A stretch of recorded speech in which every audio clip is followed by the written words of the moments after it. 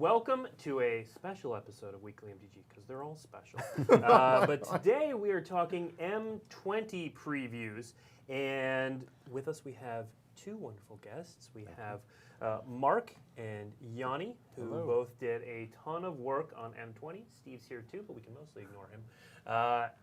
It's hard to do.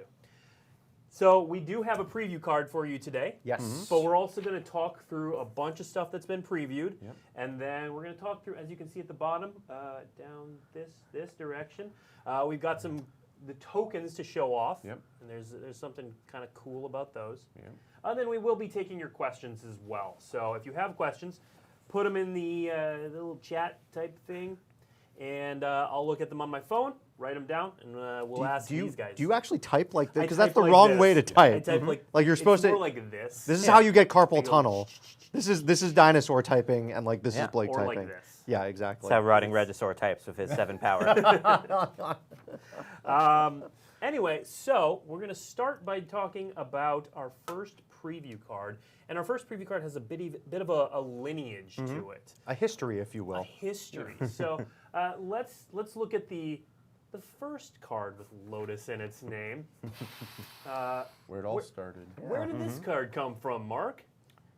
The like the design history? Did you have a hand in design? Yeah. Hold on, chat. Before chat goes crazy, this is not the preview card for M20. This is not the preview card for M20. Yeah. Preview for Core Set Limited Edition Alpha. Yeah. I remember when Magic first came out and I was first seeing the cards, I remember seeing a guy open a Black Lotus and feeling bad for him because I had opened like Plague Rats. And I was like, man, I feel bad for this guy. Like, that doesn't do anything. Meanwhile, mine could become like a 12-12. So, It can. There you go. Black Lotus can't stack for anything. Yeah. But Black Lotus is obviously an iconic card, and it started a long line of cards with Lotus in the name. I think the very next one, if I'm remembering correctly, was the next card, Lotus Petal. Which was 1/3 of a Lotus. 1/3 of a Lotus. Still because pretty? obviously a black Still broken. look, a Black Lotus only has 3 petals, you guys. Yeah. Only 3. Yeah, fantastic divided by 3. Yeah. It's still pretty good. Anyway, so there were a bunch of Lotus. There have been a bunch of Lotus cards throughout Magic's history. What is it about the name Lotus that you think grabs people's attention? That's a great question. I don't know. It's like... I mean, to me, it all comes back to the original Black Lotus card. I started way back in Mirage, which is 4 years into the game's history, and already Black Lotus was a thing I knew immediately about, even though I had never seen one, didn't know anyone who owned one as a kid playing, but it was just this huge thing. Oh, the Black Lotus, that's the card you want. Yeah. Whenever I saw the ability of Black Lotus, it always made me be a little like, what? That it didn't only make black mana. I was like, it's called Black Lotus. Like, why wouldn't it just make black mana? But obviously, it's that powerful. Yeah. That would still be extremely powerful, even if it only made black mana. That's the thing. Now, there's only so much design space around Right. zero-cost artifacts that sacrifice to make mana, because they're pretty much inherently broken. Even Lion's Eye Diamond, which was meant to be not broken, is broken. But that doesn't mean that we haven't carried on the Lotus name for things that make a lot of any color mana. So Lotus Bloom is actually another one of the zero-cost artifacts. It sees some modern play. It has seen more in the past, but it's a suspend version of Black Lotus, which more or less made it fair. Yeah. More or less. More or You're less. still doing broken combo stuff, but you're waiting until turn 4. Yeah. A fine time for anyone to win the game. But then things got bigger. So Gilded Lotus, which is currently in Standard, this is a commander staple. It makes 3 mana of any color, just like Black Lotus, but you don't have to sacrifice it. You just do it turn after turn. And because then it's gilded. That's why. Because it's metal now. And then we had Lotus Cobra, which also makes a ton of mana. On some turns, it does make 3 mana. But then, so the closest analog we have to our preview card is this next one, which has a warm place in my heart. So it was around the You time should really I get that played. checked out by a doctor. Lotus Veil. So Yoni, talk us through this card. Why it's worth playing. What things you can do with it. Yeah. So it gives you a lot of mana of any one color. It fixes your mana, which is pretty useful. It puts lands into your graveyard, which can sometimes be useful. That's something I was definitely inspired by looking at this older card. Okay. So, I mean, obviously today's card is very close to this, and we're going to show everyone the card in a moment. But you just mentioned putting lands in the graveyard was something that you were actually actively looking to do. Why was that? Part of it is we knew we were coming out alongside Modern Horizons, and that's one of their big themes in the red-green, putting lands into your graveyard. We knew we wanted cards in this set that would work well with Modern Horizons, and so we had our head in that same space. Okay. You know, the other things you can do with that card's very good if you have something that can untap a single land. Right. Originally, when that came out, there was a lot of rules fuzziness, and the rules changed around that time. There were points where you could put it into play and get the mana before you sacrificed it, but then there were points where you couldn't. You mostly couldn't. Seems a little unfair. Seems that it was just kind of Black Just a Lotus little- for like a hot second. Seems to go against the spirit of the card. That's all I'm saying. So yeah. today's But with card, the spirit of the Lotus But being with- broken. Yeah. exactly. Today's card, Lotus Field, doesn't have quite those same issues. So Yoni, tell us about this card. That's right. So as you can see, quite similar to Lotus Veil, but it has that very important line of text, hexproof, protecting it from the Field of Runes of the world, Yeah. or you know, of a common land destruction spell that we probably haven't previewed yet, but you might find in M20. But it still lives to the same spirit. You can use it to fix your mana, to get whatever kind of color mana you need. It's great for casting the Cavaliers that are in this set that all cost 3 of a single color of mana. And also, it fills up your graveyard. Can be useful and interact with a lot of things. Yep. And you can untap it with Kiora, so I love that there's just a lot of interaction points for this card. Yeah, absolutely. Yeah, you can get a ton of mana out of it with other cards that untap lands and do that sort of thing. It's also beautiful. It is. It's beautiful. It Look at is. that thing. It's great art. Mark, why is a card that plays on past iconic cards, why is it a good fit for a core set? That's a great question. You know, with a core set, we have new people coming in, and we love cards like this, which can start some storytelling. Like to them, you know, maybe they've never heard Lotus, but the person next to them has, and they can, let me show you how it used to be in my day, or like, let me show you, let me tell you about the time when I saw one of those win a tournament, that kind of stuff. Let me tell you about the time that I opened up a Plague Rats and my friend Right. opened up a Black Lotus. Right. Yeah. Exactly. So it kind of like unites people in storytelling, and then also it's fun for core sets are for everyone. Like our most enfranchised, most dedicated players are playing our core sets too, and so we love taking these opportunities to do these callbacks. We're not set in a specific world or a specific plane. We can kind of dance around a little bit where we want to, and tell kind of storytelling on the cards like this. So, Yeah. perfect. Yeah. So, I mean, obviously the text is very similar to Lotus Veil, but Yoni, how did you balance this with modern templating and timing and that sort of deal? Yeah, we thought that coming into play tapped was enough of a drawback for knowing that it would stay on the field with hexproof and be available for all your synergies with it. Yeah, and I like the clean line of text. Enters the battlefield, sacrifice 2 lands. Right. If you don't have enough lands, you have to sacrifice it anyway. Right. Whereas the old Lotus Veil kind of danced around that a little Right. bit. Yeah. So yeah, that is Lotus Field. I have a lands commander deck that I'm just jamming this in immediately. Yeah. It's a very cool card. There's a lot of little tricks you can do with it that aren't obvious at first. So Yeah, that's a good reminder, actually. In addition to wanting to work well with Modern Horizons, while we were working on the set was shortly after Lord Windgrace Commander deck came out. Right. So we knew that's also something people would be looking to fill out. Yep, absolutely. And I'll tell you what, I don't love hexproof all the time. I really like it on this card because after you sacrifice 2 lands, you kind of want the land that you used to sacrifice those other 2 to stick around. So definitely reduces the feel bads there. It's one of the times that I actually really like hexproof on a card. And if you want to animate it with your Nissa and then put a bunch of auras on it, there you Gross. go. There you go. It's gross. Now you're talking. It's like Boggles, Yeah. but awkward. But land.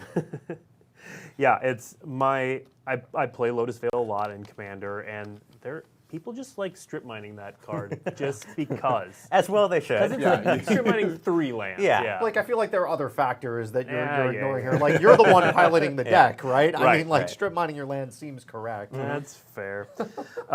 So let's talk about more cards in the set. Yeah. So we've previewed a good deal of the set so far. The full set is going to be live next Tuesday, the 25th. So It's we've all already happening so fast. Yeah. So It's like fast, a tidal wave. Yep. So we've already gone through a lot of the set. So let's talk through a lot of the highlights of the set and new things that we've done or return to old things. So let's start with the face of the set, the Chandras. So we just came from a set that had uncommon planeswalkers, and it was special for that set. But we've gone back to it here. So what was the reasoning? What's the story behind the Chandras for this set? Yeah, we knew we wanted to do a Chandra theme set from the beginning, and so we'd always been planning on thinking about different ways to express that. Yep.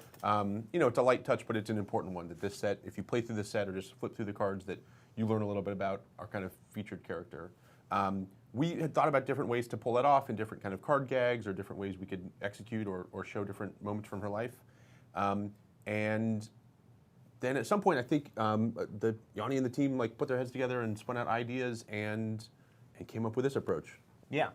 I was very excited to show right after War of a Spark, this is still not becoming the norm, uncommon planeswalkers, but I wanted to show, hey, we're still innovating. Yeah. This is a different kind of uncommon planeswalker. It's not a single minus and a static ability. It has its own things going on. And I love the idea of it. War of a Spark is about all these different planeswalkers coming together. The decks it tells you to build have a lot of different planeswalkers in them. I love the idea of something that would be telling you to have a lot of a single planeswalker. There are people who like to really get into the character by having that deck be all about that character. And this is a present for those people. Okay. I love the art on those Chandras. It's really cool to see her progress in her career. And for those of you interested in finding out more about that art, we did a piece with IO9 where Taylor Ingverson weighed in on what the art direction was for those particular cards. So check it out. So let's also look at another cycle. We haven't shown the whole cycle yet, but at the Mythic level, we had some Cavaliers, which are elementals, which are a little bit Chandra themed. So what's the story behind these guys?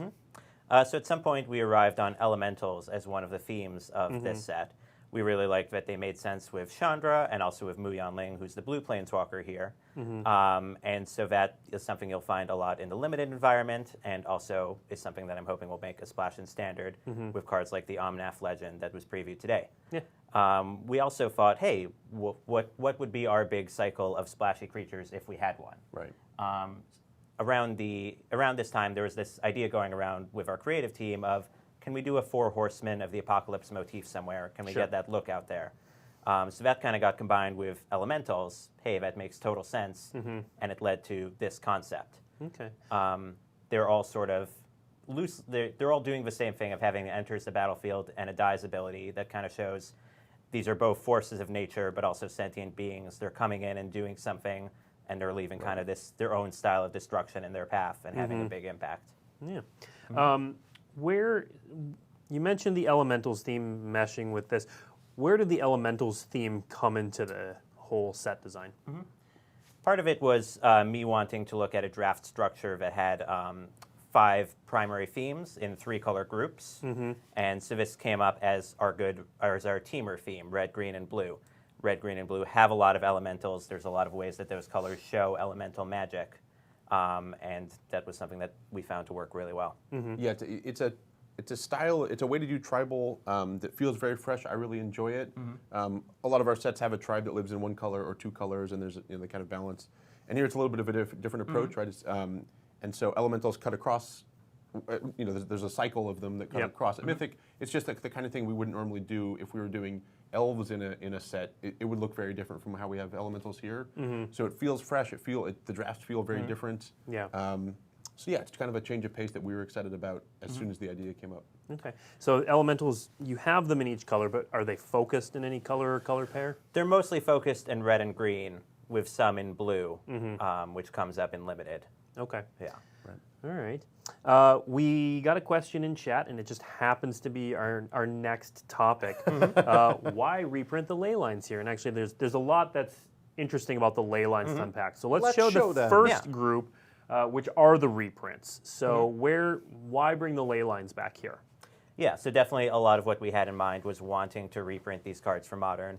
Again, we knew we'd be coming out next to Modern Horizons, and also we had a great example of this being enjoyed by our players with, of course, 2019, which had Scapeshift and Omniscience, and we wanted to do something similar like that here. We looked at potential options and found that the ley lines would be actually a pretty good fit for Standard. I liked the idea of reprinting these three that have proven very popular and getting a chance to have a crack at a new red and green one. Which have not. Right. Yeah. The from a product side, these are very unique cards. It's kind of a unique style of card, and what I love about it is we know they're powerful. You can see their use and their application across formats, but also they're the kind of card that feels, for a lot of new players or players who are just learning the game, they feel you can feel the power. Right. It's not some subtle nuance. It's like for free from the very beginning. You know, it just like speaks to you. It feels like you're cheating. Which can be a great moment for newer players that we're trying to bring in through the set. So it kind of hits both levels in a way that not a lot of cards can. So Yeah, trying to find rares for this set that were both very exciting for new players and did something interesting for more enfranchised players. We looked at either concepts that were very resonant or cards that told you there's something bigger about this game for you to explore. Even though a new player looking at Ley Line of Sanctity might not really understand why they want hexproof, they can see that line of text of, oh, this starts on the battlefield, and know they're looking at something special. I know why I'm going to want it. Thought Erasure. there you go. Give me hexproof from Thought Erasure, please. Please. Lost the question. Let's go to the two that are new. So you created two new ley lines for this set, Ley Line of Combustion and Ley Line of Abundance. So first, you kind of touched on it a little bit, but why create new ley lines for these two colors? Yeah, so there have been a couple stabs before at red and green ley lines, but they haven't really approached the popularity that the other members of a ley line cycle have reached. And so we figured, hey, instead of picking some of those older cards that we're not sure fans will really appreciate, let's take a stab at something new that they might really find great. Yeah. So how did you come to these two designs? Well, I got to the red one because I wanted to make a dingus egg that punished your opponent when you destroyed their lands. And I don't think on this show we've ever had anybody on that said, my intention, I really wanted to make a dingus egg. Nobody said that yet. I'm the first. Not yet. You're the first one. Wasn't dingus egg banned at one point in time? Or restricted? I'm thinking of the red card, right? Yeah. That's, Yeah. So once everyone convinced me that no, we shouldn't make a dingus egg. See, I thought, we want something that maybe could impact Modern. It hurts them when they use their fetch lands. Yep. They were like, no, that's too griefy. Yeah. So we got to this more protective version. Sure. I like that it's showing off the protective side of red, and that in addition to maybe being good against some strategies in Modern, like against Grape Shot with Storm, it also protects your things. If you've got a deck full of Chandras, it'll punish your opponent for messing with them. Sure. And the green one's unique because it has an activated ability on it. Yeah. How did you land on that? It's a unique activated ability too. Yeah, so we started with just your Llanowar Elves produce more mana type text. We found that people just loved it, but it tells you to make a deck with 20 lands and 20 plus creatures that tap for mana, and occasionally that just meant you never found your finisher. And as fun it is to make 15 mana, if you don't have anything to spend it on, you're not doing very well that game. You mean 20 mana elves and one Gigantosaurus and a bunch of lands is not a good deck? Sometimes they have the murder for your Gigantosaurus. So that's when you need to pay all that mana to put counters on all your elves.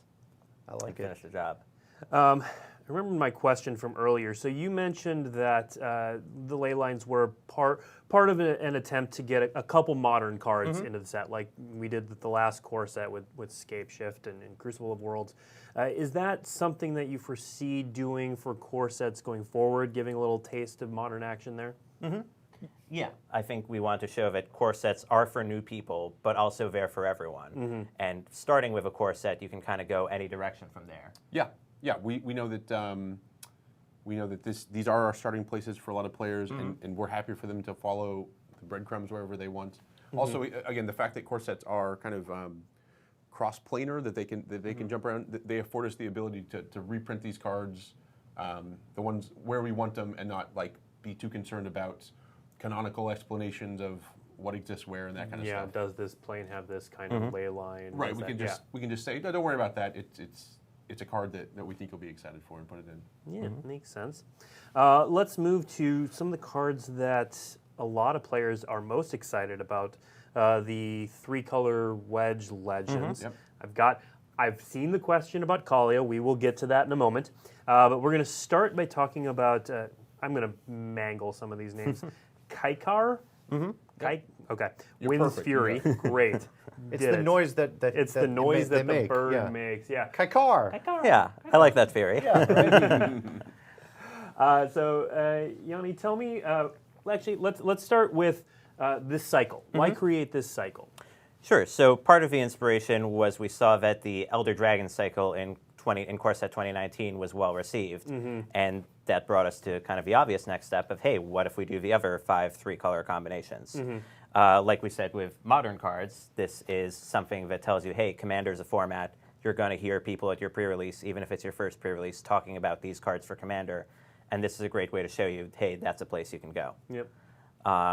From this initial spot of, hey, we kind of want these 3-color wedge legends, that kind of brought us to the limited structure that we ended up on, where where the strategies are centered in those 3-color combinations. Okay, so that is actually a question we've gotten in chat. Is M20 a 3-color draft format? So no, you can draft a 3-color deck, but it's more that the cards for those strategies can be found across 3 colors. Okay. The mana fixing is not quite as good as you'll find in the Ravnica sets we were just in.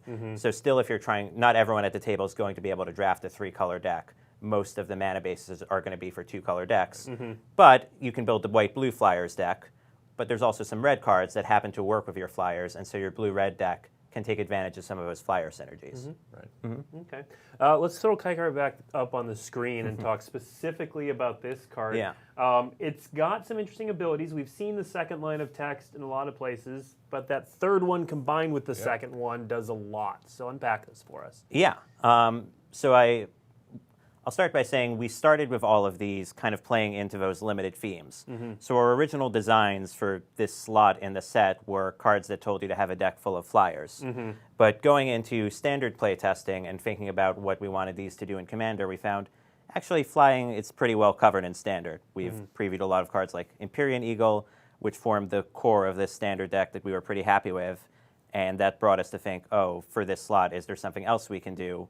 And we kind of just started from scratch and thought, okay, what are things a Jeskai deck is going to want to do? What's good in Jeskai? This is combining spirits and casting a lot of non-creature spells, both of which are sort of popular themes in white-blue and blue-red, and I love that it's bringing them together. Okay, very cool. Let's move to the next one, which is Kaalia Zenith Seeker.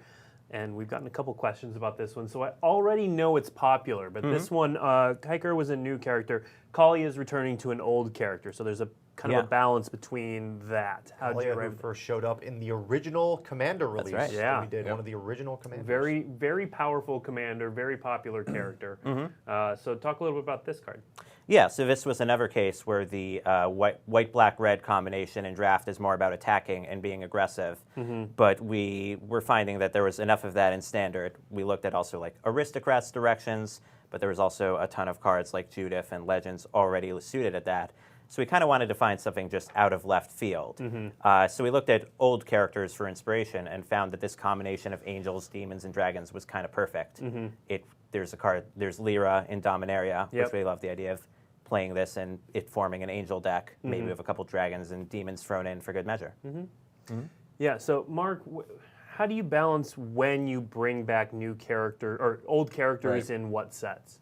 Yeah, certainly the first question is always what's right for the slot. That sometimes there's various targets you're trying to hit with the slot, and it never helps to try to force someone in. If you can line it up and there's a great candidate that's a popular character that we know people have a fondness for, then it's always tempting to just usher them right up and they can have a seat in that slot. We love a mix, particularly in our core sets, of the old and the new. This is not mining the old archives. This is not about having to know being expected to understand who all these characters are. So we do want some brand new faces, the Kaikars of the world. Simultaneously, it's a home run when we can find someone that we know has some fans at home who will be excited to see them back on a card. And so we try to mix it up and just deliver what's right for the slot in different ways each time. Makes sense. And then this is the question. This is the Kaalia question I got in chat. Are there with printing this card, did you guys intentionally seed any extra demons or angels or dragons that you knew would work well with this card? For a lot of it, we were happy with what was already around. You know, we have Lyra and Aurelia, right? Already in those color combinations. Sure, Niv Mizzet in your 5-color deck. I will say, Niv Mizzet Reborn. Like, why wouldn't you? Yeah. I do know there's at least one demon and dragon, which I don't think we've previewed yet in the set, so keep an eye out for those. Yeah, I love cards like this that tell players who are just maybe considering building their first deck, it gives them pretty strong rails of at least stuff to look for. So you can look at this card, and you can just Google those 3 creature types plus magic, and there's a whole world of stuff waiting for you. Some of it is we've seeded, some of it is waiting for you in standard, others, some of it's not from 10 years ago. But I think with Arcades, we saw some similar things with M19, where all of a sudden, people were just like diving into the world of walls, which is just a fun thing to do, and it really caught some people's hearts. And so this is another example of that same kind of strategy from our side, where like it kind of like shows you that the door's open and there's a whole party going on over there, and you're welcome to go check it out if it catches your attention. Yeah, and a lot like Arcades, I love that Kaalia. I've seen new players just want to fill up their deck with walls, and that's generally a bad strategy, but Arcades makes it correct. Similarly with Kaalia, you don't generally want your deck to have 24 angels, demons, and dragons. But if you're a new player who hasn't learned about mana curves yet, that might be your instinct. And your deck is still probably going to be a little rough, but this helps it go along. Now, speaking of making for Commander, this is a question we got from chat. How often do you look at a set and try to fill in maybe some gaps in Commander? Like, White's weak in this area, maybe we can give them a Commander card that does this. How often does that happen? Fairly regularly. I think we're generally looking for opportunities to make new cards. It's sort of, sometimes we start from thinking, oh, hey, here's a hole of something we haven't done for White yet, let's fill it. And other times we stumble upon a White design and we kind of defend it and stick with it more because we find, oh, this is something that really works well for Commander and that is needed more of. And Mark, we have a Commander release every year that is Commander 2019, 2018, whatever. How do you, obviously that's all focused on Commander, but then we sprinkle Commander stuff around. How do you determine on a step-by-step basis how much space Commander takes up? Yeah, I think step one is looking at the appetite. I think we spend a lot of our time talking to players, polling players, collecting information, looking at how people are enjoying the cards and what they want to do, and then we try to kind of follow their lead. And so as we see Commander appetite and excitement just continue to be a major part of our ecosystem, we just look around the gaming tables of the world and we see a lot of groups of 4 or 5 people with 100-card decks. So we are increasingly looking with every one of our sets. We know that every card we print is an opportunity to consider something for that style of play. Also, I think we have a lot of we just have a lot of crossover players. So we'll have a single player who goes to pre-release, they're a strong drafter, and they have one Commander deck. There's a lot of these people are not divided cleanly into buckets. And so even for our hardcore competitive standard players who are looking at this set with kind of a standard focus, we know how powerful it can be to also kind of like make them smile because they're imagining a Commander deck they might build next week. And so we're really working to kind of spread those things across. We have big crescendo moments with our Commander releases, but every set is an opportunity to excite all of our players, and so Commander's a big part of that. Yeah. I'll say that's another thing I love about Kaalia. We sort of got to this specific design starting in mind of, we know this is a thing that works in Commander, how do we make it also play well in Standard? So we considered reprinting the original Kaalia of the Vast, but quickly decided we don't want that kind of super high variance gameplay of, do I attack you with this dragon on turn 5 every game into Standard? And so we saw this approach that's more about making sure you find the cards you need works better for Standard. I hope it's also an invitation for Commander players to consider, hey, maybe they'll like the standard deck, and for people who like the standard deck to try the Commander deck. Yeah, makes sense. Let's move on to the next 3-color legend that we're going to talk about. This is my favorite card in the set. And everybody was so surprised.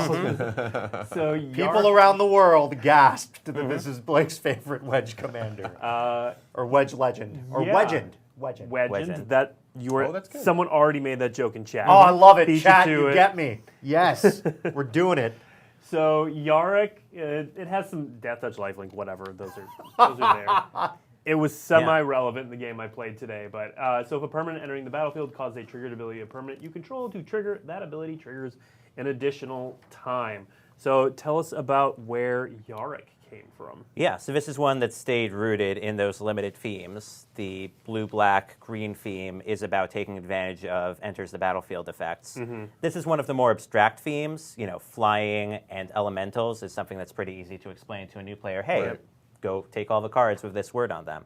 Enters the battlefield is a little more abstract and a little bit more about value. So we wanted something more blunt to show you, hey, this is a theme you can build around.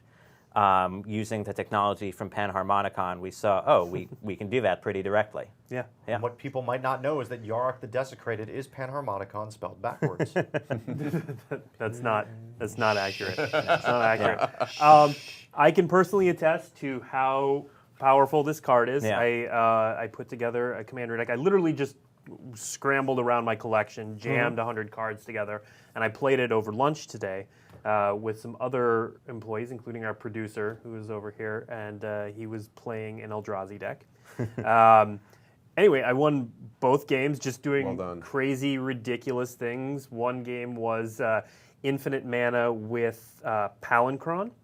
And the other was just I drained the table for 56 with now I'm forgetting the green creature from Battle Bond that makes a copy of Bramble Sovereign. Bramble Sovereign. That comes into play. You get 2 triggers because of Yarek. Right. So you get to make 2 copies, and I used it with wow, I can't remember names. The Devotion... Grey Merchant of Asphodel. Merchant, thank you. Yes. Grey Merchant of Asphodel and drain the table for 56. Anyway, can attest, Commander's super fun. There's a lot of cool things you can do with it. Okay, sure, Blake, but how many cards did you draw off of Muldrifter? I didn't get to cast Muldrifter. Then it sounds like you lost the game. I had one in my hand with Yarek in play, and one of our people at the table cast one of the draw 7s. Like reshuffle, draw 7, and so Muldrifter went away. It wasn't. So I'll note there's actually a flavor win because you said you beat an Eldrazi deck, and the idea behind Yarok is that the Eldrazi are no longer on Zendikar, but some of their influence is still felt, especially on Bala Ged, which was really torn apart by them. Okay. So Yarok is showing the land kind of getting angry and recovering from that in a way that leads to bonkers Commander games. Very cool. That's perfect. Yeah. That's perfect. Take that, The Eldrazi. Eldrazi Anger of the Land. Yeah. That actually jives with a couple theories I saw online. So yeah, that makes sense. Yeah. Next up, we have a really interesting... I thought this Planeswalker was interesting because it's a collection of abilities and pluses and minuses that we haven't really seen before. So Mu Yangling, Sky Dancer, a 3-mana Planeswalker, which are difficult to do. Walk us through this one, because it's got a lot of weird things going for it. Yeah. So I'll say the original inspiration came from way back when I was starting the design of a set, and I really liked the idea of flying as one of the themes. It's a great theme for new players, especially for blue, where a lot of blue strategies can be headier and hard for a new player to, understand playing their first game of Magic, but flying is a pretty straightforward one. Yep. So I really love the idea of using Mu Yanling here, who's a little bit about more the physical, the interactive parts of blue, and less about making it so you can't cast spells ever. This particular design, I'll say as a designer, I really wanted to experiment going away from the classic templates of Planeswalkers. And so you'll see a few Planeswalkers in this set, maybe most of them, that don't really have this traditional plus-minus ultimate structure. this is one where it's going a very different direction, where it has, you can only use one ability of a turn it comes down, but the second minus, if you're willing to wait a turn for it, is quite powerful for a 3-mana card. Yeah. And then the ultimate is extremely powerful and very much worth building up for. Yeah. Yeah, Youngling showed up, as people know, as part of the Global series. She was created specifically for that product. And at the time, we thought, well, we'd love to find a home for her someday, but frankly, we were estimating it would be much farther out. But as that product came together and as her character design came together, we quickly fell for her. We were like, this is a very interesting character. It's a very cool take on blue, as Yoni was saying. And so we started looking around and thinking about options, and then the M20 slot in blue quickly became kind of a favorite. So she kind of moved up to the major leagues quicker than we had expected, and we're so glad to have her here. Yeah.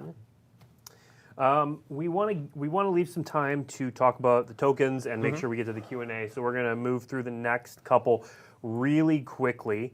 The next one is adorable. Just previewed today by Carlos Ramal. Ferocious Pup. Defend this boy with your life. Yanni, I hear you're the villain when it comes to this card. Yeah, while Steve very nobly wants to defend it, I'm and the rest of and the the rest internet. of the world. Yep. I'm a black-green player at heart. That's my favorite color pair.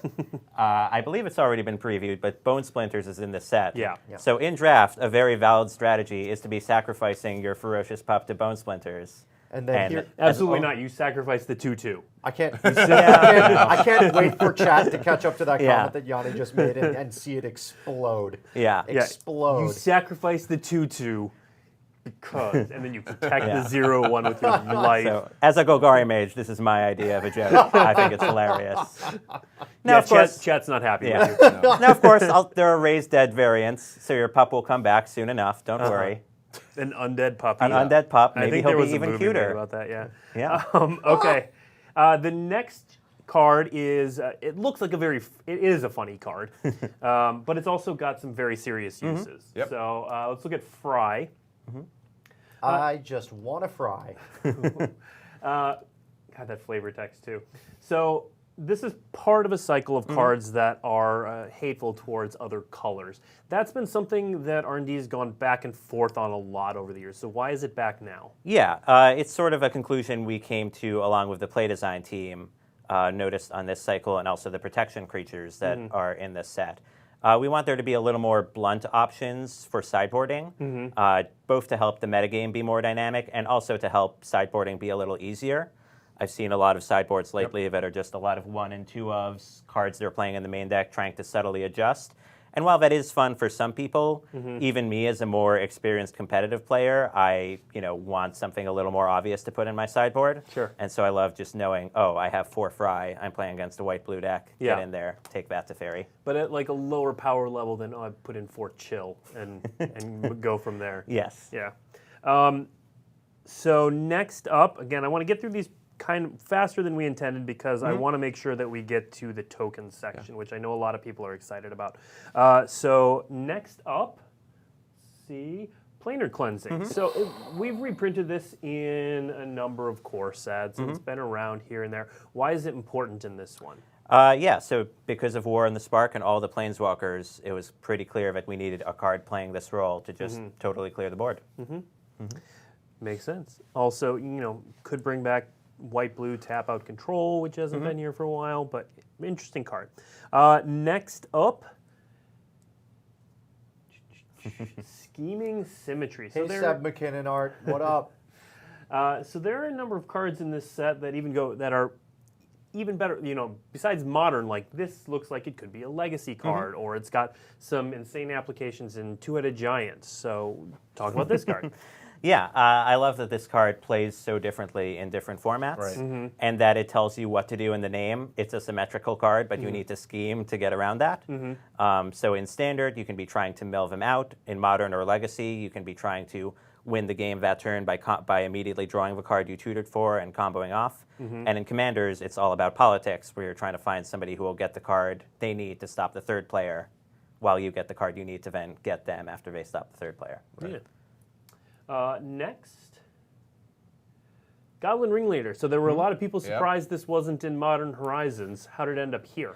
Yeah, this was another impact of us working with the Modern Horizons team. There's also a bunch of goblins in Standard, lest you forget. There's Goblin War Chief and Siege Gang Commander from Dominaria. And Skirk Prospector. And Skirk Prospector. A lot of the old Chain gang. Whirler. Yeah. So I loved the idea of getting a card in here that was a classic reprint that brought that whole group back together. And Modern Horizons was gracious enough to only take Goblin Matron and let us have the Goblin Ringleader. How do you, so like you said, there are a lot of goblins starting as far back as Dominaria and then kind of sprinkled throughout. A lot of times we look at this part of the year between the core set and rotation as the time where things can get a little crazy because you have double core sets, it's as big as Standard ever gets, and you plant some things in this that look backwards. I know there are a lot of dinosaurs in this set too. So how do you balance these 3 months specifically? Yeah, so a lot of it is looking backwards and saying what can we throw back to Ixalan, Rivals, Dominaria, and M19 cards that work with them to make a really exciting environment for 3 months. Part of it is also looking forward to the next year and seeing what cards can we make that are rotating from the prior year that next year will need, or that will support the decks of next year. I've seen a lot of theories about which cards in this set are there to support next year. Some of them have been right, some of them have been wrong. So I'm excited for you all to see how that pans out. And now everybody starts to look for every theory and try to figure out which one is right and which one is wrong. Well, we're going to confirm one theory next, and I think this is the last card that we're going to show, and then we'll move on to tokens after that. You mentioned before the show that this was one of the cards that was Modern Horizons aligned. Yeah, this was directly us thinking, how can we make a card that plays with those lands and graveyard cards from Modern Horizons? I worked with members of the Modern Horizons team to come up with this design, and there's a couple other cards that are yet to be previewed that are also like that. Very cool. Okay, so I want to get to the tokens because the tokens are worth spending a bunch of time on as well. Yeah, they're for very sure. cool. If you've been looking really closely, you might see some over by Mark's water bottle. Enhance. So, Mark, tell us about what's kind of new with the tokens here. The tokens are kind of a surprisingly big part of Magic. I think it's easy to underestimate just how often you're seeing tokens playing the game. They're in every pack you open. If you look around any room with people playing Magic, there's tokens all over the place. Some people collect them and use all the right ones. Some people have special ones that they save and keep year after year. But tokens are a big part of our offering. It's been a long time since we've looked at our token frames. We've had token frames we've been using for a while. We love them, but we've just been running them for a while. And so a couple years ago, a year and a half ago, we started just kind of blue skying some exploration on what might it look like to go back and touch up that frame. And so James Arnold, one of our graphic designers who does a lot of our framework, started playing around with some stuff. At the time, we didn't know if we would deploy these or where or when, but we said, let's just start sketching some stuff out. So James started working on some directions, and he started putting some stuff. He has like a wall by his desk. He started putting up some sketches, just some rough stuff, and people would just like triple take as they would go by, like, hello, hang on a second, like, what is that? Is that a spirit token? And so we knew we were onto something, so we refined them, we tested them, we did a lot of work to get them right. And then we said, let's launch them with M20. So we built new token frames. So we will launch these with M20. All of the tokens in the set will use this new frame. And then this will just become our new default token going forward. We may do special gags from time to time, but in general, what you're about to see here is the new style of tokens that is our new default. Okay. Well, let's take a look at the first of these tokens. Hello, Soldier. There you go. Hello, Soldier. Yeah, so we get a lot more art on these tokens. Exactly. So we kind of pulled the frame all the way back. If you remember, the old token frame has kind of an archway, like a stone-style archway over the top. And we said, let's just let the art breathe. Let's pull it all the way to the edges. And so we have these like really gorgeous, striking tokens. They have different frames. So this is an example of there's no text box. And so we can pull that all the way down. James Arnold did a lot of work to figure out exactly how to kind of set up those text boxes and make things line up. And so this is an example of when we don't have much to say other than a type line and power toughness, just how much room and how much art we can get. Yeah. So we're actually going to show you all the tokens from M20 right now. Not everything has had the card preview that makes it. Yep. So you might get a little inside info here, but let's just run through all the tokens of M20. I've got soul, but I'm not a soldier. Yep. The spirit token. We have seen where spirits come from. They're ghosts. They come from ghosts. Johnny's Primate. This one's really cool. Yeah, this is something that I remember Yoni pitching this as an idea. Like, what if we made a token that wasn't just like in a Johnny's Primate, wasn't just a reference to a Johnny's Primate? What if it just was a Johnny's Primate? And I'll admit, I was skeptical at first. I was like, I don't know that. Like, what? Hang on a second. And you see it here, and it's just like, I'm so glad that he like made this happen. It's like so exciting. And yeah, a Johnny's Primate as a token. Nice. Bird. Elemental Look at this bird. one. That Look at one- this. That's gorgeous. And that of course, Mu Yan Ling makes that one. That bird is also a sky dancer. Yep. Yeah, gorgeous. All right. Get your demon. Yeah. Demons. Don't believe- I'm not sure. I don't I think don't we believe we previewed. previewed that Yeah. card yet. All right. Zombies, classic.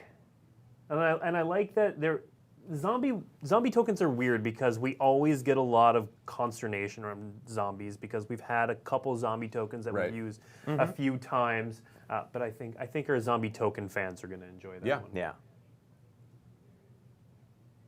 That one looks good. All right. And of course, there are a number of things that make 1/1 elemental tokens in this set. And of course, the wolf, made by our favorite good Yep. boy. There you go. That's Mom Wolf.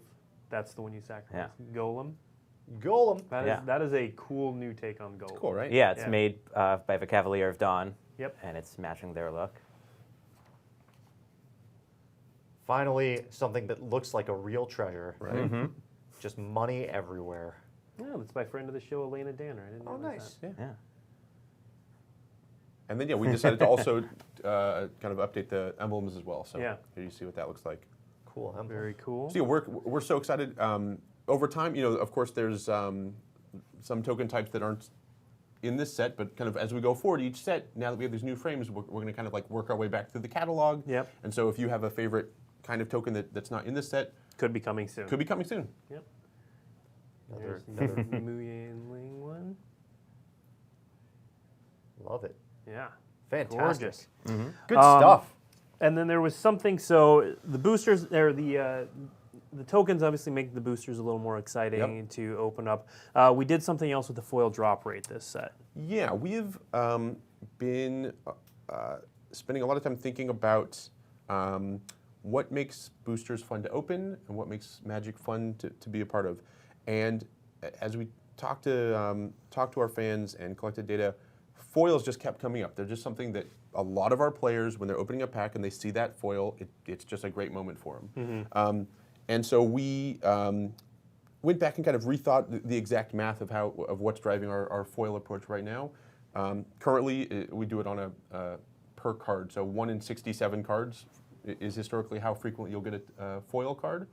And so starting with M20, we decided let's be a little more generous, and so we upped that to 1 in 45. Okay. And so as a result, it goes from currently, kind of before M20, it's a little bit less than 1 in 4 packs will have a foil, and this change makes it to 1 in 3. Okay. On average, we'll have a foil. So it's the same foils you know. We've just kind of slightly increased their frequency a little. Again, we thought people, we know people like them. We wanted to be a little more generous.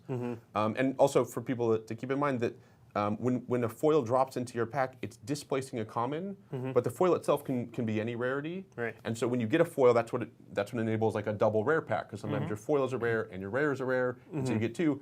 All that math stayed the same. And so as we increase that number, we've actually just slightly increased the frequency that you'll get extra rares in your packs overall. And so even if the foil treatment doesn't speak to you, the extra rare might. So overall, it's just an overall increase in generosity. We were excited to do it. Again, this will be our plan. It starts with M20, and we're just going to keep this kind of as our baseline going forward. And when you open those double rare, double mythic packs, that's something that you remember a lot too. Right. I still Right. remember a Dark Ascension pack, and that was when you could get a foil rare mythic and also a double Double-faced face card, yeah. card, and I got it was Huntmaster of the Fells was my double face. I think Liliana Well done. and Liliana was in Innistrad, Blake, so that's no, impossible. okay.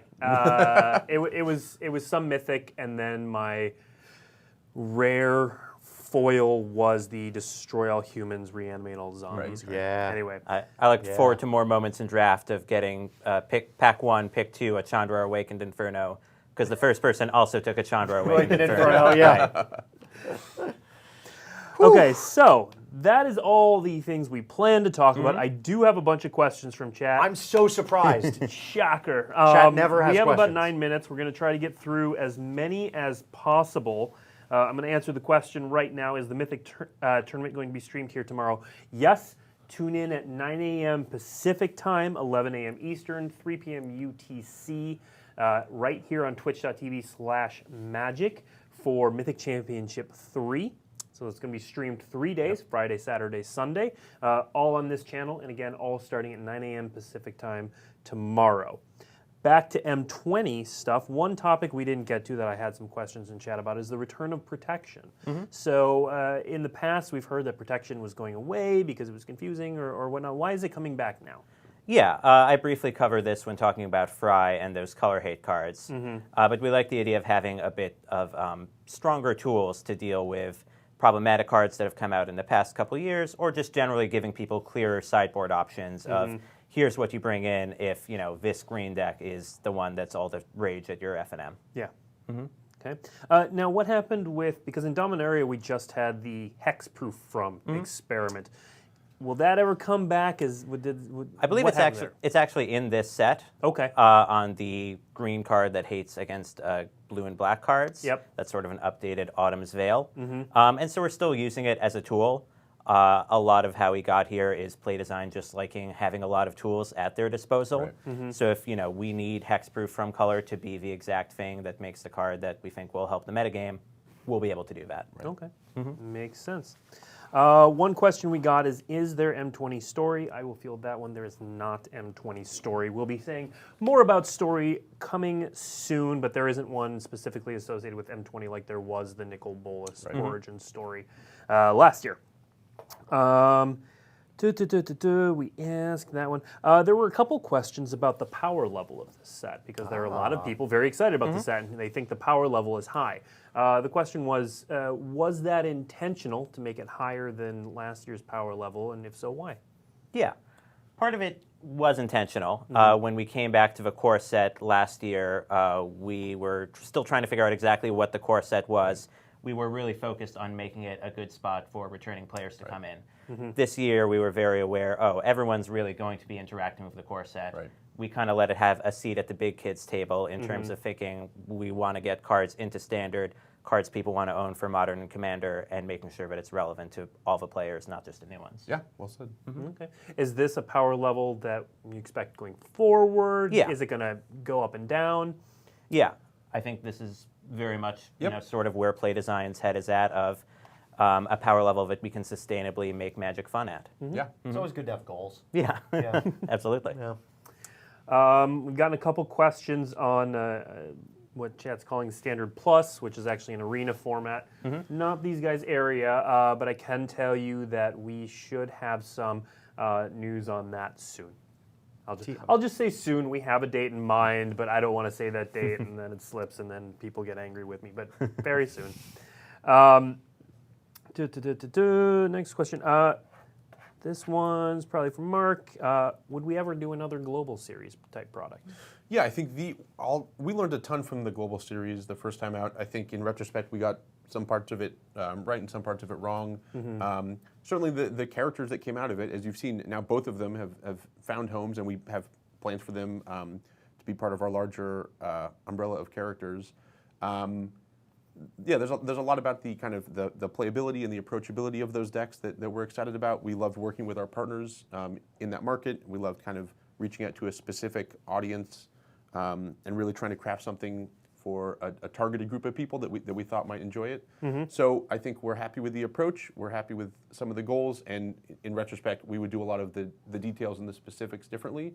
So we're taking all of that into consideration and thinking about what does it look like next time around or in future incarnations, because we still want to continue to find ways to bring people into the game, and we'll just kind of improve our approach as we go.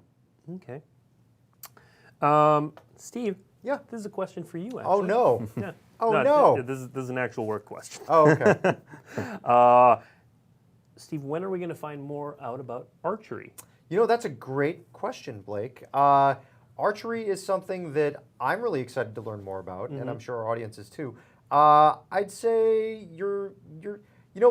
one of the events that I really like every year is an event called San Diego Comic-Con. It is a fun event. It is a really fun event. You know, I think we've done some stuff there in the past. It would be really cool to see what we're doing there this year. Yeah. You know, Could be so anything. yeah, it could be be a vote. anything. Could be a vote. Who knows? Archery, for those who aren't aware, is the code name of the fall set. Yeah. So I would, if you're a big Magic fan, I'd say paying attention during the week of San Diego Comic-Con next month is probably going to be a pretty good week for you. Yeah. I think that is most of what we can answer. I'm going to run through a couple things that are coming up. Let's throw up the preview card, Yeah. Lotus Field, while we chat about a couple things. So Lotus Field was the card that we previewed new on the stream today. We also talked about tokens. If you want to see either Lotus Field or the tokens, you can head to dailymtg.com. Where we have 2 articles showing off all of them, so you can see all the images for all the tokens, as well as, of course, Lotus Field. And I wrote a little article because I was very excited about this card that walks through a lot of the synergies you can do with it in Commander and various other places. Again, tomorrow morning, Pacific time, 9 a.m., right here on twitch.tv/magic is Mythic Championship 3. So this is our first Mythic Championship played entirely on Arena. We've had a Mythic Invitational that was played entirely on Arena. This is our first Mythic Championship played as such. And we've got 68 great competitors, including everyone from the MPL, a number of invites, and some people who earned their way there through Arena play, which is really exciting. Head to mtgesports.com to learn more about that. Next week. Oh boy, next week's show. Next week's show. Oh boy. So if we you will- thought this show was great. Yeah. Yeah. We will spend some time talking about the Mythic Championship, kind of highlights, what happened, what decks did well, what players did well, that sort of thing. But we will also have an announcement, and I'll just say, if you like Pauper, tune in. Yeah. Ian Duke and Gavin Verhey are going to be I like those joining guys. us. They're nice. Yeah, they do nice. some You work. guys are nice They too. work on some things. We're all right. Yeah, yeah. But fans of Pauper should tune in next week. For everyone else, thank you for joining us. Thank you, Mark, Yoni, for being here. I guess thank you, Steve. he's here all the time. And we will see you next week on Weekly MTG. Thanks.